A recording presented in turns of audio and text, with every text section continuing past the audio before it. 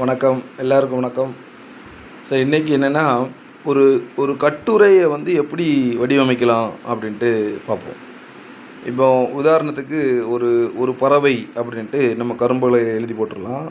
எழுதி போட்டுட்டு பறவையை பற்றி மாணவர்களையே சொல்லலாம். நீ என்னென்ன பறவைகள் பார்த்துருக்கீங்க, பறவைகள் என்னெல்லாம் செய்யும், ஸோ எதையெல்லாம் சாப்பிடும், அது எங்கே அதிகமாக இருக்கும், தங்குற இடம் அதை எப்படி அதுவே கட்டிக்கொள்ளும். ஸோ இப்படி ஒரு 4-5 கேள்விகளை மாணவர்கள்ட்ட போட்டுட்டு அவங்க சொல்கிற விடைகளை அங்கே நம்ம கரும்பலகையில் எழுதி வச்சிட்டோம்னா 10 நிமிட உரையாடலுக்கு பின்னாடி அந்த கரும்பலகையில் எழுதின சொற்களை எல்லாம் பறவைகளின் சிறப்புகள், பறவைகளின் இருப்பிடங்கள், பறவைகளின் உணவுகள் அப்படின்ட்டு ஒரு முன்னுரை முடிவுரையோட தொகுத்தோம்னா ஒரு கட்டுரை தயாராகிடும். நம்ம இது நாள் வரைக்கும் கட்டுரையை ஏதோ கைடை பார்த்தோ இல்லைனா நாம் எழுதி போட்டோ அவங்கள படிக்க வச்சுருக்கோம். அவர்கள் மூலமாகவே ஒரு கட்டுரையை படிப்பதற்கான எளிய வழி இப்படியான கலந்துரையாடல்கள் மூலமாக நாமே உருவாக்க முடியும். அதற்கு ஒரு சிறந்த எடுத்துக்காட்டாக தான்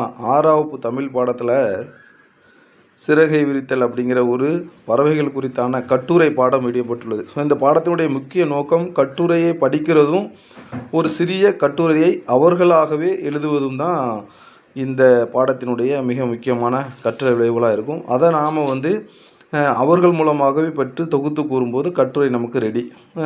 தொடர்ந்து உங்கள் ஊரில் திருவிழா நடக்குது, யாரெல்லாம் வாரா, எப்படி கொண்டாடுவாங்க, ஸோ இதை எல்லாத்தையும் அவங்க சின்ன சின்ன பத்தியாக அதற்கு ஒரு தலைப்பிட்டு எழுதிட்டு வர சொல்லி அதை நம்ம சரி செய்து பிள்ளைகளை திருத்தி கொடுத்தோம்னா ஒரு கட்டுரையை அவர்களாகவே எழுதுவார்கள். அதற்கான மிக ஒரு சரியான வாய்ப்பு இந்த சிறகை விரித்தல் கட்டுரை பாடம். ஸோ அதை சரியாக பயன்படுத்திக் கொள்ளுங்கள். நன்றி.